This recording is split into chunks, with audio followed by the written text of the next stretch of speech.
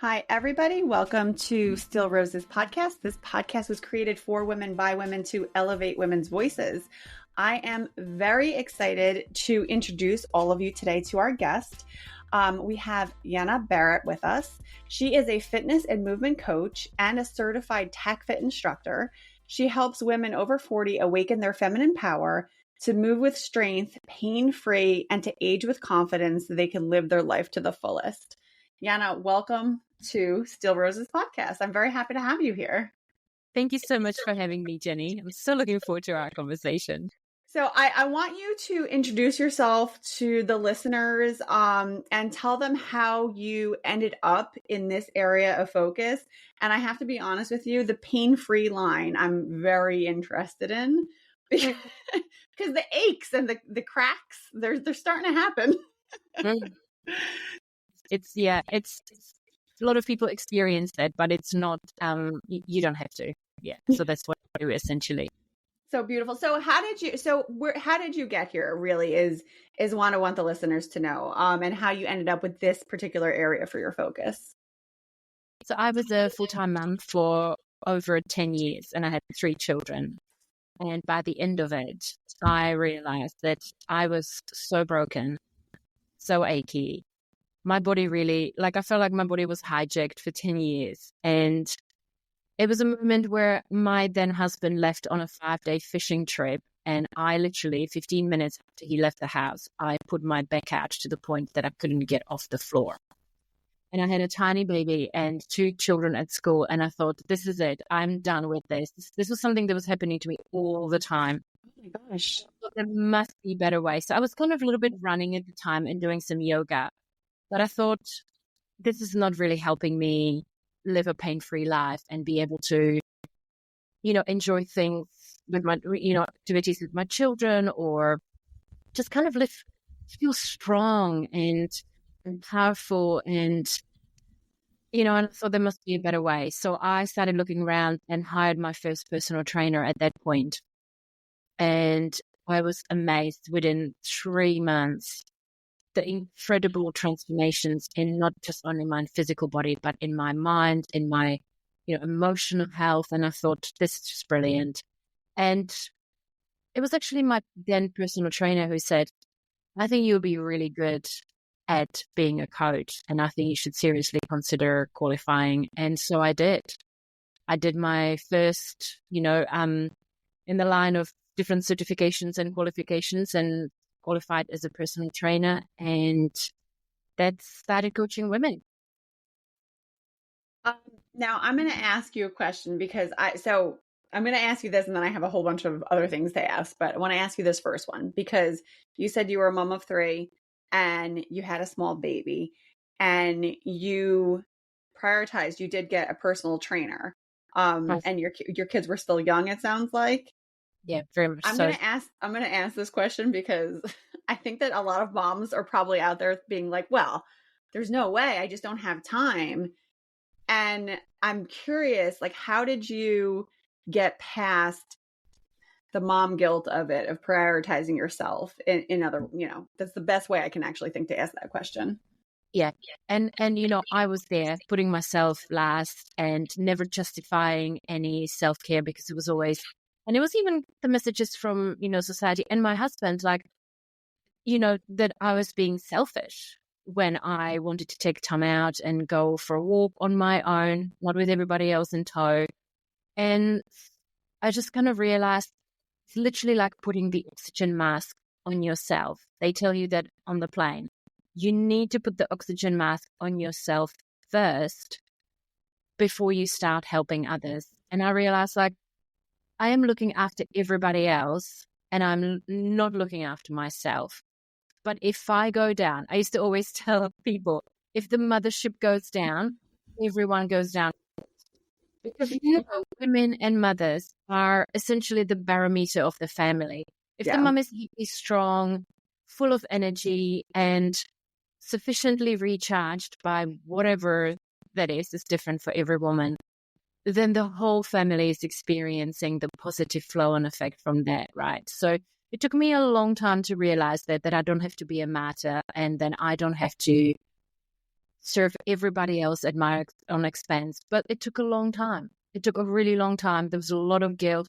There was guilt about spending the money. Like, I wasn't working. Now I look back at it, like, you were working, you just weren't getting paid. You were working than anybody else. And yes, the guilt about money, the guilt about paying a nanny to then go and spend money on your fitness coach, but there goes my husband, who was like going on big fishing trips and, getting a lot of for his own hobbies and everything. Because for me, exercising was not a hobby. It was an essential survival activity for my health and my aging and the way how I felt on a daily basis. My sister-in-law and I had a conversation about this the other day, and because my husband gets on me about it. My husband avidly works out. That is a priority. He makes sure that he does that. And he's been like that since we met and prior to me meeting him. And then there's me, who's like on again, off again. And the only time that I am able to prioritize it is basically at the mercy of everyone else's schedules. So if I know that I have a gap of time, then I'm going to the gym. Now, there was about 3.5 years ago, I think for a full year, I was going to the gym every single day. But it was only because I would drop my kids off at daycare at 7 and I would go right to the gym from 7 to 8. And then I would get back home in time to get myself ready for work and get to work. And that was how I was able to manage it. Now, my kids take a bus to school and it picks them up outside, but it picks them up at 8:55. I start work at 9. So and there's like times where I'm like, I'm trying to figure out how to fit this in. And what my husband consistently reminds me of is, you do make time for things when you want to, though. And I do. And I feel like I kind of am talking myself out of doing it all the time. And I rationalize myself to not do it. And my sister-in-law said to me, this is how the conversation was going, because we both do this. And my brother gets on her and my husband gets on me. And she said to me that she looks at working out as a luxury. And she doesn't see it as like, I need to. She looks at it as like, I'd really like to, but it's a luxury. And I'm so busy trying to work. And she's an entrepreneur as well. And she's a mother and all this stuff. And she's like, it just is a difficult thing for me to get my head around.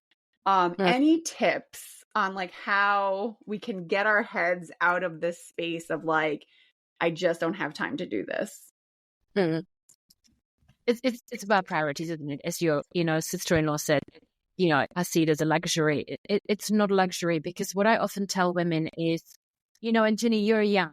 I'm a little bit further along. I'm 47 and I've got the 50. You're not that further along, by the way. You're not that much further along. I'm closer to 50 now than I was to 40. And the 50 is really breathing on my neck now. And I often tell women, exercise is not a luxury. It's a necessity for many, many reasons. There is the physical health, right? It will determine how you feel, how much pain you're experiencing, and how are you going to be aging. As much as we don't think about aging when we are 30, maybe even early 40s, I speak to a lot of women in their late 40s and 50s, and that is our number one thought now. It's what are we doing now to set ourselves up for when we are in our 50s, 60s, 70s, 80s, and beyond? And there's obviously the mental health benefits. Like, I know that if I don't exercise, my mental health nosedives very rapidly. I mean, there's a ton of research about it now that, exercise is often more effective for depression, anxiety than medication. And it's that ultimate form of self-care too, isn't it? And there is the emotional health too. Like, I will admit freely, and my children know this now, they're much older, that I am a better parent if I exercise. I kind of often look at exercise as cleaning out the cobwebs. You get that makes sense. Yeah, you get a reset.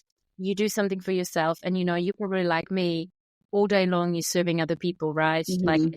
work and your family, your children, your community, and exercise really then becomes the very rare time where it's just about me, about my needs, and it's about filling up my cup first before I go and start everybody else's. Yeah.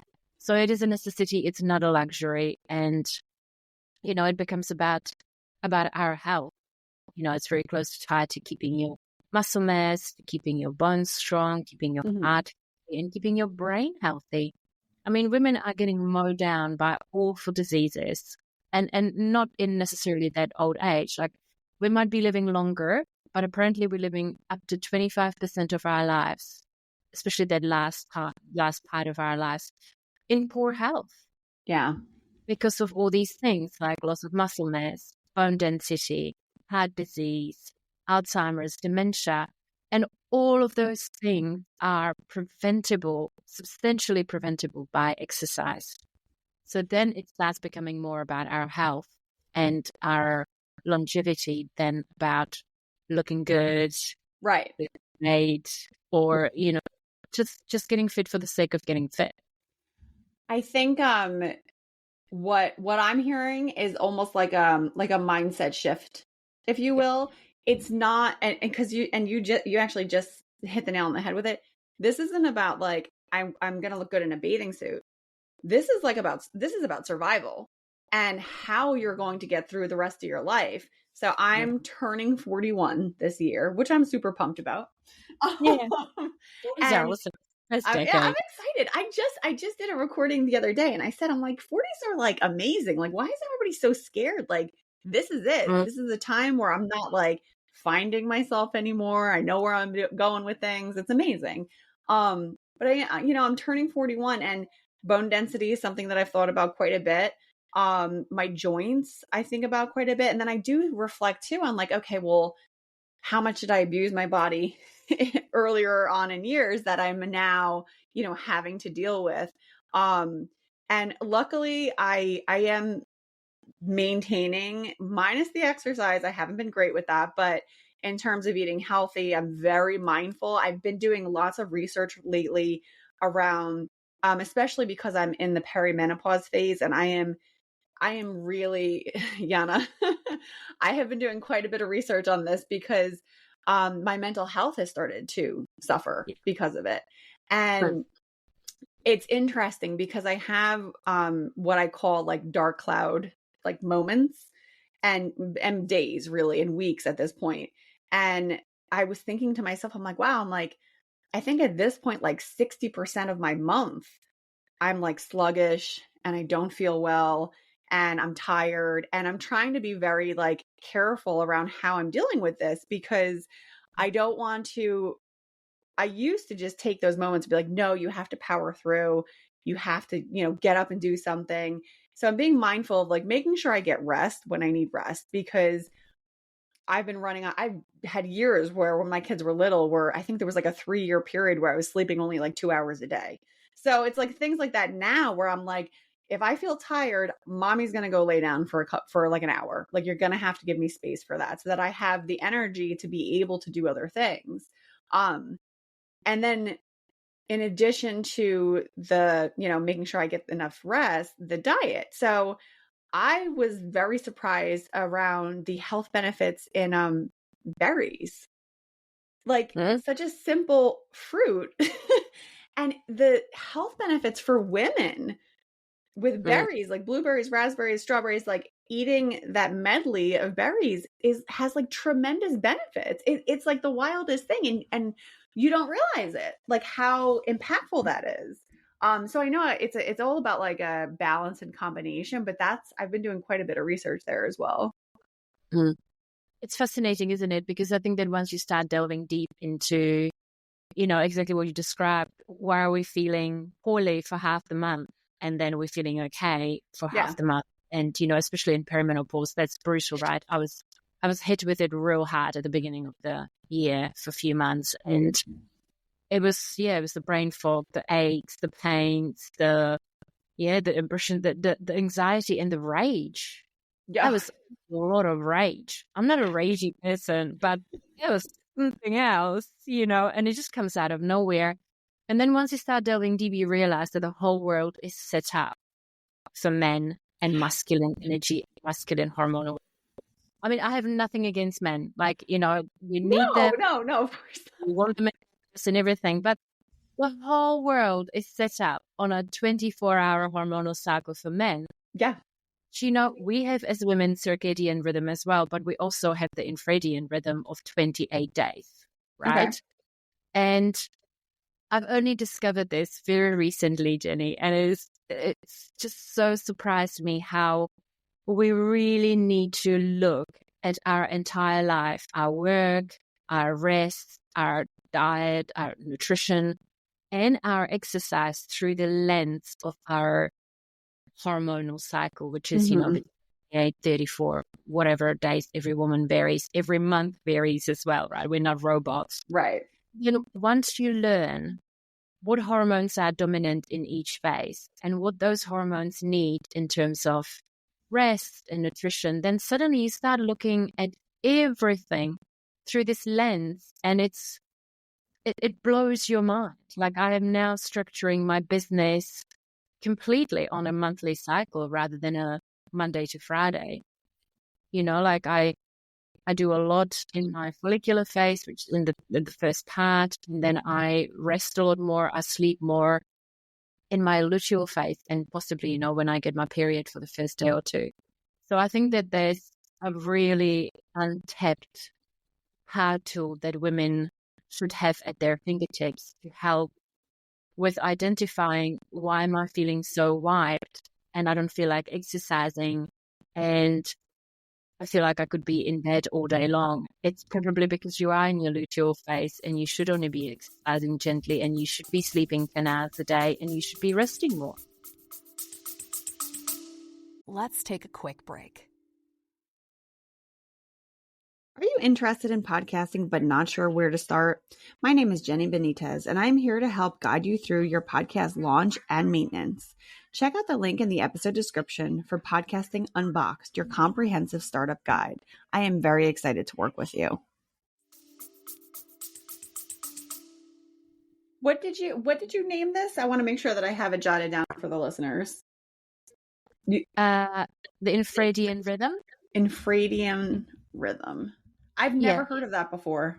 Yeah, that's the rhythm of our hormones. So we are on the 24-hour circadian rhythm, where we respond to sunlight, and that's how we kind of feel. In the morning, we have a lot of cortisol to get us out of bed, and at nighttime, we start producing melatonin. Cortisol goes down, and we go to sleep. So that's our 24-hour cycle, obviously with the moon.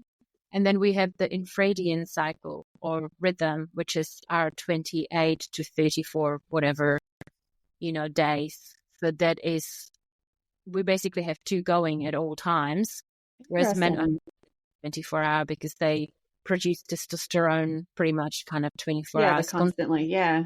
Whereas we're producing, high levels of estrogen in the first part, and then we need a lot of progesterone in the second part. And obviously we need a certain level of testosterone as well throughout the month. So what I noticed, my pattern, and I'm going to share, because what you just described is very close to what I've been going through. And so I've been, because of this podcast and the lovely guests that I've been encountering here, I am much more knowledgeable now on paying attention to what's happening because of all of you. And I will say this, I'm incredibly grateful, because had I not started this podcast and had I not met all of you, I would think that I was losing my mind. And because I have these weeks of, and I really mean it, like, it's like 60-40 now, at 60% of my month. So, I'm on a 28-day cycle, and I'm actually almost to the day, like, I'm pretty regular. And, it's like, let me think here. The week after my period, best week ever. That's like, is that normal? That's like the best week ever for me. That's your face. So that's your springtime. Like, often women look at it as a spring. So lot of energy, a lot of mojo, a lot of up Feeling and go, awesome. feeling amazing, great communication skills, look amazing as well. Awesome. Yes. But, Oh my yeah, God. because really we need to link everything back to evolution, right? Your main, everything that runs in your body is to become pregnant and produce a baby, right? So obviously the first follicular phase is when we need to look very alluring to men.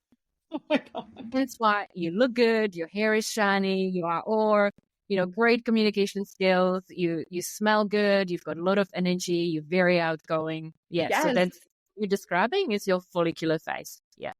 Okay. All right. So that makes sense. All right. Because I have that week and I look forward to that week. Yeah. You wouldn't believe. It's It's like the best week. So that week, that's the first week after. The following week, I'm still okay, but I'm getting a little bit strained at that point. So that's when you're ovulating. Yeah. That's so when I'm ovulating. Conception. And so, for those 5-7 days, your body's kind of still on that high. Yeah. But it's also starting to think about the fact that you might potentially be pregnant. So it's starting to make you a little bit more tired, a bit more cautious. Yes. Because you could possibly be at that point have a fertilized embryo in your body. Okay. The uterus is getting lined, it's getting nice, and the whole body's like, yay, guys, this could be it. This is it. Not on my watch. Yeah, I'm here. So all right. So that makes sense. And then the third week is the dark cloud week. That's how I refer to it. That's like the week where anything will make me cry. Like that's it. Mm-hmm. Yeah. So that's your luteal phase where the body is thinking there could be a embryo in the uterus. So then progesterone is very high. So we have estrogen in the first part of our cycle, and then the dominant hormone in the second part of the cycle is progesterone. And that's where women often encounter a lot of issues with moods, PMS. They're kind of like one minute you are laughing uncontrollably, and the second minute you're bawling your eyes out. Oh my God! Yes. Yeah, it's so embarrassing. Roller coaster. Yeah. Yeah. Well, often that actually happens if you're really suffering in your luteal phase, because it's actually, progesterone is a very calming hormone, and it's an incredibly protective hormone for our mental health. So anxiety, depression, we need it. And most women have issues with their hormonal cycle because they are not producing enough progesterone. Okay. Because estrogen becomes very dominant and you don't get the calming effect of progesterone. Because progesterone is incredibly sensitive to lack of glucose. So you need glucose. That's why probably you feel also like getting a tub of ice cream and binging on it. Yeah. Yeah. So you will naturally be craving for more calorie-dense foods that have sugar, like they're sweet. And that is your body telling you, I need carbohydrates, I need glucose, because I cannot make progesterone without glucose. Oh, interesting. You know what happened to me last month? And I'm sorry to interrupt you because it was orange juice. I was getting this wild craving for, I don't drink juice at all. Like I keep it in the house for my husband. He's the only one who drinks juice. And every once in a while, exactly what you're saying, I will get these mad cravings. And I'm like, all right, just go with it, Jenny. Your body says it needs it. Like, just go with it. Yes, it's probably your body wants a quick hit of glucose. Yeah, it probably needs glucose. And so progesterone is very sensitive to lack of glucose. So, when you know that, you immediately know that ketogenic diet is never going to work for women all of the time, right? Mm-hmm. You know that we need the glucose. We need the potatoes. We need the fruit. We need maybe the chocolate, that time of the month. Progesterone is also extremely sensitive to stress. Is mental stress, emotional stress, physical stress.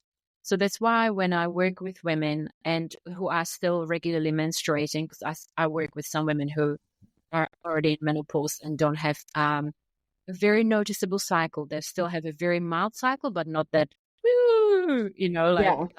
of a fully menstruating, regularly menstruating woman, is that you really need to tone your exercise down in your luteal phase. Yeah. exercise is a stress. So is family stress. So is emotional stress, work stress.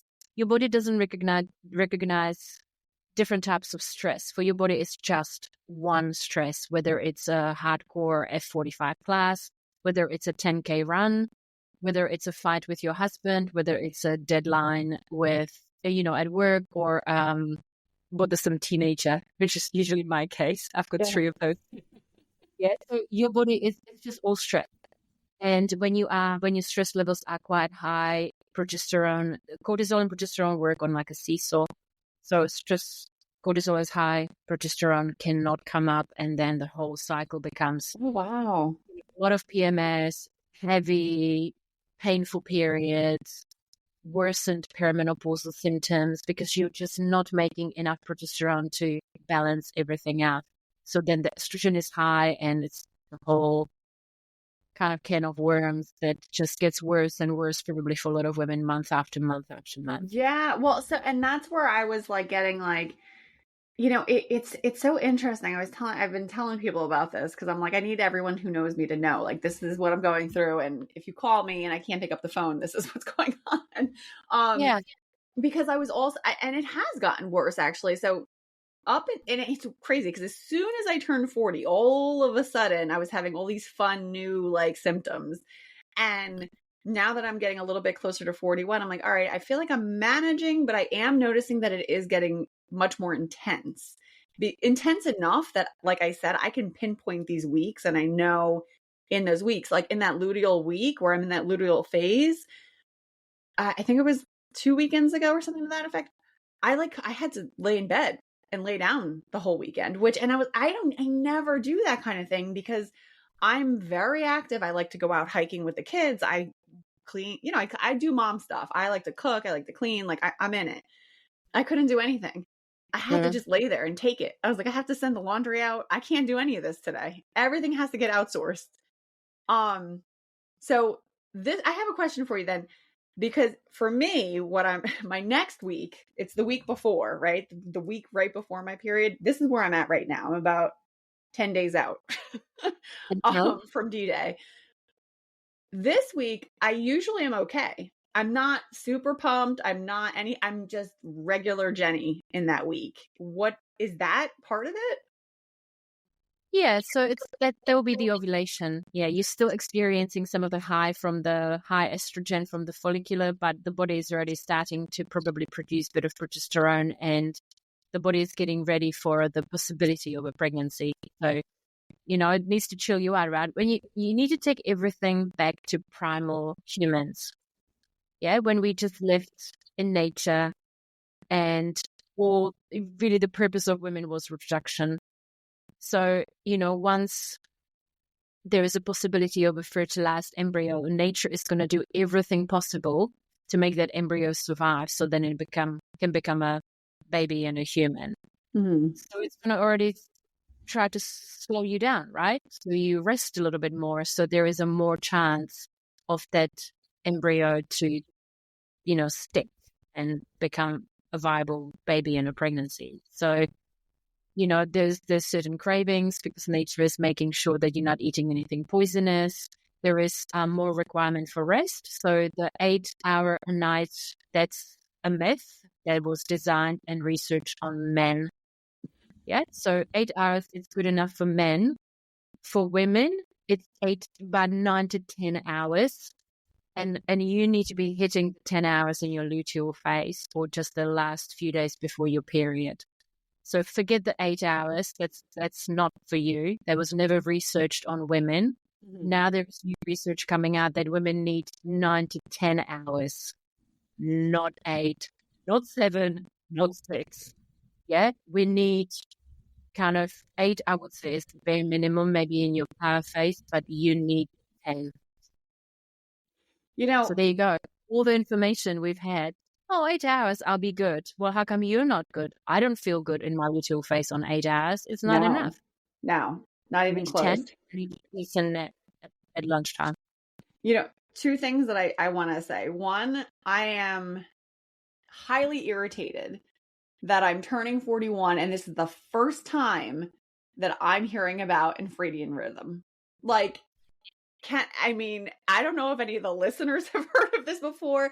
Listeners, if you've heard of this, in your podcast description, you can text me and tell me, Jenny, I knew about this. You need to get on it, girl, because this is the first time anyone's ever said anything like this to me, which is incredibly enraging, because how is this not common knowledge? Like, how could this information not be taught to young ladies? I know, right? Like, I mean, you're given like, go ahead. Do you have daughters, Jen? I have two. Yeah, so do I. I know. They're getting a crazy education from me. I'm going to make sure those ladies are prepared. Yeah, I know. So it's maddening that we are teaching girls about sex. I don't know even what they're teaching at sex education. Clearly not a very useful information. I don't think yeah, I'm sorry. I'm going to probably rant in a second, so I'm going to let you go. You are rightfully enraged. I mean, my God. Like, well, because what I was going to say to you was like, so I went to, now I know why my education wasn't right on this, because when this whole, like, came around, like in my school, I went to a Catholic school. So there is no way that they were going to talk about anything outside of, you get a period, here's a box of pads. That's it. That's all I was told. That's all I got was this comes out and that's it, and make sure that you wear something, and that's it. There was no information about endometriosis, which I do have. There was no information about any of these rhythms and how this affects you, like, and mentally how it affects you. And my I have relatives that are young teenage girls, and I hear my in-laws and everybody talking about how the girls, how they're crazy and this and that, and they're crying all the time. I'm like, well, that's normal. Like, that's kind of normal. Like, you guys have to be there for them and help support them through it. So it's wild to me that, like, I grew up in an education system where this is not being told to anybody. Like, that's insane. Yeah. What really makes me probably even more mad, Jenny, is the fact that women thousands of years ago knew this. Yep. And they were firmly running on these rhythms, because it's no coincidence that our cycle lines up with the moon cycle, right? So new moon, full moon, mid-moon, women knew this, because also women were synced up, right? Because when a whole bunch of women live in the same place, they usually sync up that their periods are usually in a full moon or new moon. So they're all synced up. So they're all going through this all at the same time. And they knew it. So thousands of years ago, we knew more about the human body than we do now. And it's because we burn all those women at stake, in the 14th, 15th, 16th century. So we lost the healers, we lost the midwives, we lost the knowledgeable matriarchs that led women in the tribe and in communities and imparted this incredible knowledge. Now we don't have that. We have the medical system that is very patriarchal oriented. It was all the tricks was designed by men in the 18th century. They have no clue. No clue. So we handed over the power to men and medical system that has no clue. I mean, you didn't have to include women in any trials or research till the mid-90s. Yeah, actually, that was going to be my next point. I jotted that down specifically to touch on that. So I don't think that that's common knowledge. And I've said it on other episodes, but I will say it again here because I want the listeners to understand that. And even studies today, majority of them do not include women, because they don't want to have to deal with the hormones that we deal with and what that does to the drugs that are out there, how it affects. I mean, even something as simple as what is it, car crash dummies. I think it's based on the male body. I mean, are we kidding right now? Like, it's 2024, and women have 0 to none representation in medical studies. And forget about it if you're a minority group. You will. I mean, it's just not there. And it's crazy because I literally read it. Like, there were studies that they started out including women and they decided to remove them because the hormones were too volatile and they couldn't deal with like really understanding that. They don't get the predictable data. that they do Yes. from men. They just completely disregard 50% roughly of the population. So that means that every time you go to the doctor or to the hospital, more likely you are presenting the same condition very differently to men, like heart attack, for example. Mm-hmm. In your nose that if you're having a heart attack, you're having a shooting pain into the shoulder and down the left arm, right? In For men. women, presents mainly at heartburn. Yes. That's what Yes. I wanted to make sure you, yep. Mm-hmm. Yeah. So you walk into your emergency department having a heart attack.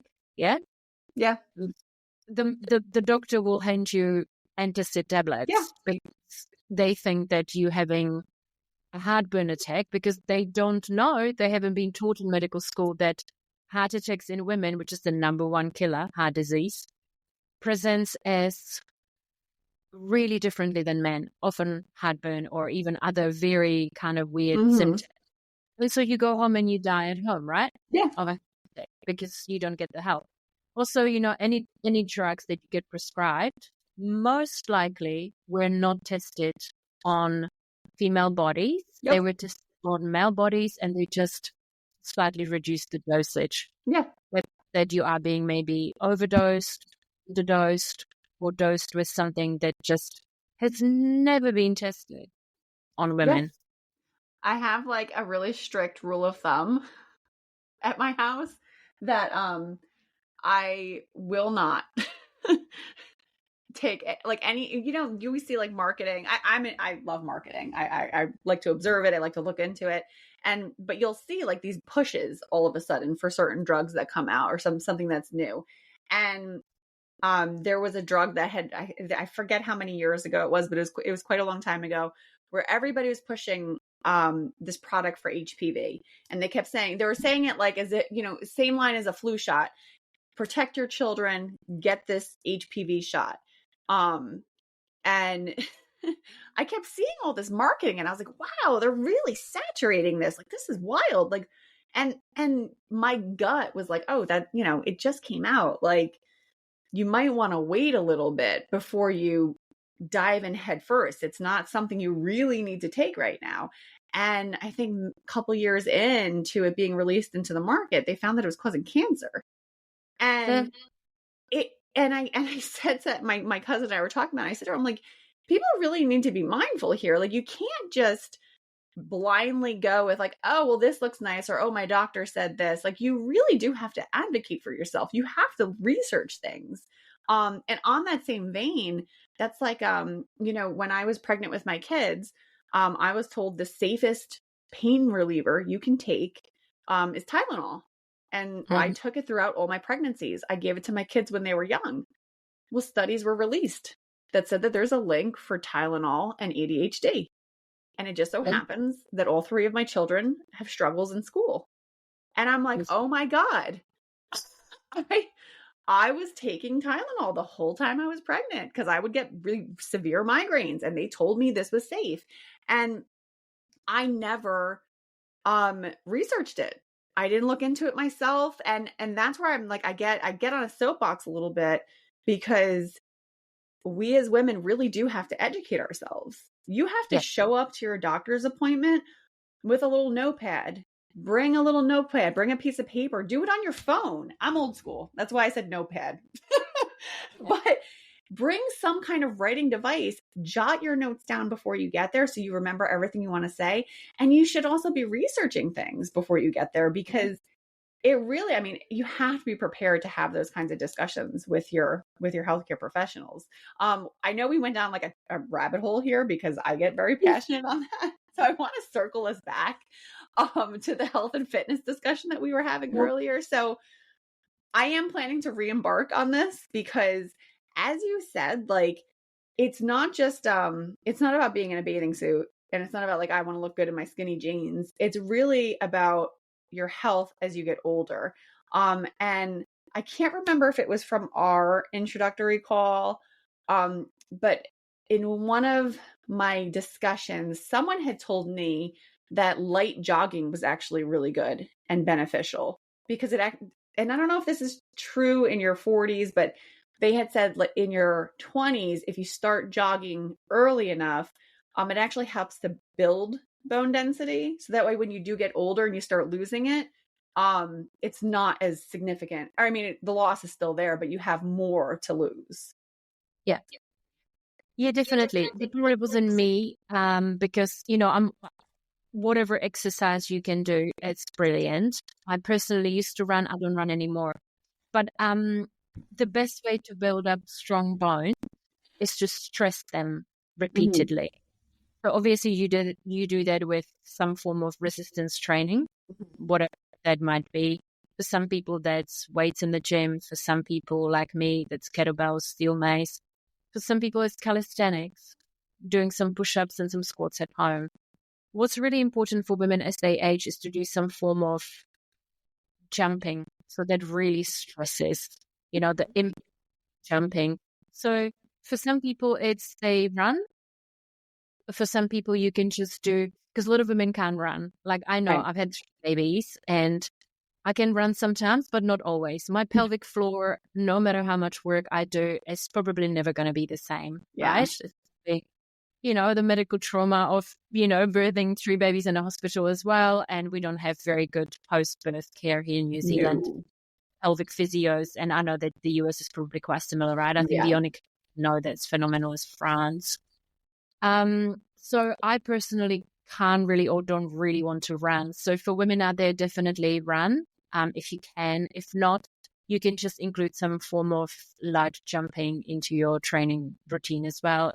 Just like 10 minutes, 2-3 times a week, we'll do it as well. So there's different forms of that. But yeah, light jogging is brilliant also for your heart, for your cardiovascular health as well, which obviously everybody needs to incorporate, whether it's walking, hiking, Zumba class, or, anything that you just need to find something that's, I often kind of think we kind of read these research and like, oh, this is really good and this is really good, but it really needs to be something that you can comfortably incorporate into your busy life.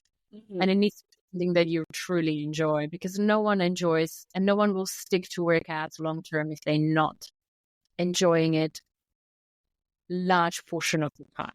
Yeah. You can't enjoy your workout 100% of the time. Even I don't. I don't want to sometimes. I really don't want to. I'm not overly motivated a lot of the time. But for me, it's that imagining that all I want to do is to basically surf when I'm 90 years old. So when I'm struggling with motivation, cool. I just like, this is what you want to do, right? And if you don't do this workout and the next workout and the next workout, then you might end up in, assisted care living when you are 70 rather than on a surfboard when you're 90.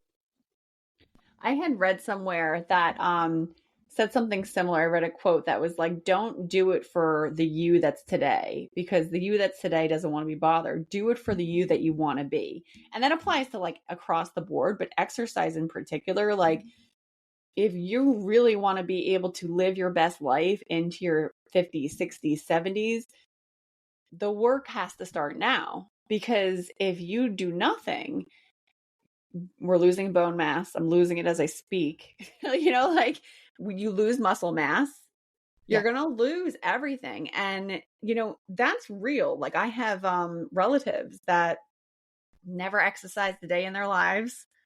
Just wasn't, it wasn't the thing here in the States in the 60s and 70s. Like that wasn't it. Like now everybody's working out, which is actually very amazing. I think it's awesome. But yeah, it wasn't the thing. And these relatives have health issues where like, oh, I can't lift anything. I can't lift my arm. I can't carry anything. I get winded walking up the stairs. I have to sit down. I can't do anything. I can't run around with my kid, the grandchildren. Like it's scary to think of that, because I like to maintain an active lifestyle. I love being outside. We went on a 2-mile hike today with the kids. We were exhausted, but they were totally energized afterwards. So it's planning for tomorrow. I wanted to share with you, Jana, because you said surfing in your 90s. So this podcast was actually named after my Grandma Rose. And the reason it was named after her was because she's such a strong, amazing woman, 96 years old. And she's still with me, still with us, still sharp as a tack. She reads these heavy duty biographies to keep her mind sharp. She's amazing. But what I wanted to tell you was that she shared with me the last time I talked with her that what she does to still keep herself active is that, she can't do a lot. She's 96, but she said she sits in her chair and she reads her books and she sets a timer. And every time the timer goes off, she forces herself to stand up and to just kind of just move. Because she's like, if I sit and I don't move at all, then that I'm not going to be able to get up. Like that's going to be the end. So she makes sure that she sets a timer and she gets up and she just does a little stretch and tries to move a little bit so that she can make sure like, okay, I'm not getting too stiff sitting here. And then she'll sit back down.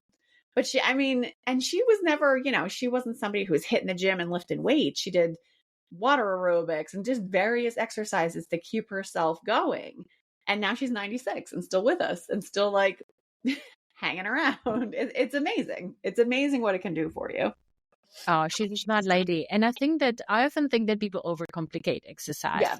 I have to go to the gym and I have to go to classes and I have to run half marathons. Do you know what? You can just like move, just like your grandmother. You can just do mobility, just preserve your movement, because you can find exercise inside your whole day, like carrying your groceries. Maybe you park your car on the other side of the car park and you carry, instead of taking the trolley across, you're going to pick those groceries up and you're going to walk to your car with 2 bags of groceries in your hands. Like people are busy and not everybody has a lot of time to do structured exercise. I would almost describe it to like when I was a child, we never did any structured activities. I was never in any gymnastics class or, I didn't do any sports, but I was given a bike and I was told not to come home till it's dark. Yeah. So it was very unstructured. We were moving the entire time. But you were moving the whole time. Same thing here. I was on my bike all day when I was a kid. Yeah, but I wasn't really, so there was a very kind of unstructured exercise. So I think that, you can do structured exercise where you pay for classes or you do whatever. But you could also find these little exercises. Maybe you're not going to take a lift, but you're going to walk upstairs to the 3rd floor of your workplace, but you're going to do it every single time. Yeah. So, I kind of sometimes think people are going to have time and I can't do it. And, there's always some barriers, but you carrying your groceries to your car, there's not a barrier there. Maybe don't order them, park somewhere far away from the front door and don't take the trolley to your car and carry it. There's your 5-7-minute workout right there. I like that you said that because that's the other area where I get like hung up is like the length of time. And again, my husband prioritizes his me time and gets that in there. And he gets his hour workout almost every single day. And people tell me he looks 35 all the time, even though he's 49. Very proud of that. But that's where I start to get stressed out. And so I always I do try to shoot for 30 minutes on the treadmill. I try to, or at least like if I'm doing kettlebells, I actually do like kettlebells. I brought those last year and I've been using those when I do weights. So the kettlebells or for like 15 minutes, I'll do like maybe 2 or 3 full body movements and then I'll like walk. But that's the whole ticket there is like, just get up and move. And that's what and my husband has said to me, he's like, Jen, keep your kettlebell next to your desk. And if you're in between calls and you're not going to be able to get a full workout, just do a set. Sit it there and get up and just do some squats in between, like do 10 squats in between. And that's it. And then you sit back down because he knows like I'm constantly like, oh, I have to do this. I have to do that. Earlier today, he had all the kids. The kids were like, Jana, when I tell you, we went on this 2-mile hike. He and I got back and we were like, oh my God. And we sat down on the couch and we like put a movie and we're like, come on, kids, like settle down. They were running all over the house. They're energized. So they were running and on the trampoline and playing hide and seek for like 2.5 hours. And their energy level was still so high that he was like, all right, everyone's going to go work out. We have a home gym in our garage. So he goes over to the garage with them. He has one on the treadmill, One of them was with like lifting their little weights, their little tiny 3-pound weights. And the other one was doing push-ups. He has them doing pull-ups. And I'm like, oh my God. Awesome. The amount of energy. But I greatly appreciate that because I didn't have any of this education or any of this knowledge until I was much older. And that's something that before we had kids, we were both very adamant. Like, we really want to make sure that this generation of our family is going to be educated on this and be able to be healthy and live a healthy life. Because as you said, it's not really like, oh, I want to look good. It's, I need to be healthy so that I can live this good life. But I really greatly appreciate that you mentioned that it's like, it's 10 minutes. And also looking at other activities as exercise. Yesterday, I cleaned the whole upstairs level of our house for about 2 hours and I moved furniture. So I reorged my daughter's whole room and flipped all their bunk beds, and I moved all the furniture by myself. And I'm like, I was beat after that. I'm like, that counts. That was something. Yeah, absolutely. It's just it's physical activity. It's just simply movement in it. I love housework. Housework is a great opportunity to work up some sweat and,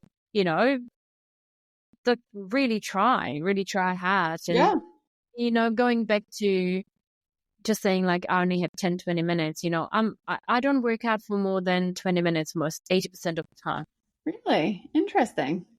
Yeah, I just don't have time. I run 2 businesses. I've got a solo parent, 3 children, and I have a serious surfing addiction, I can't just surf because that would break me eventually. So I need to be able to do that too. So 20 minutes. Occasionally I get 30 or even more, but that's very rare. Yeah. If I can't get it done in 20 minutes, it's difficult. That's where I am. If I start to creep towards that 30-minute mark, I actually start to get nervous. I'm like, oh my God, I spent too much time on this. I have other things I got to get to. Like, so, and I actually do want the ladies to hear that are listening, because it doesn't have to be an hour. Like, yeah, great. If you can do an hour, wonderful, good for you. But if you're a young mother and you prioritize getting up 20 or 30 minutes early, and your kids are kind enough to stay in their beds, and you can do it quietly and find a quiet, like a little corner of your apartment or your house to just do a little bit of an exercise for yourself. That's one big thing that I will say that I had started prioritizing, is getting up earlier than everybody else in my house is like a big deal for me, because as soon as everyone else is awake, it's like I'm on call and I'm on duty.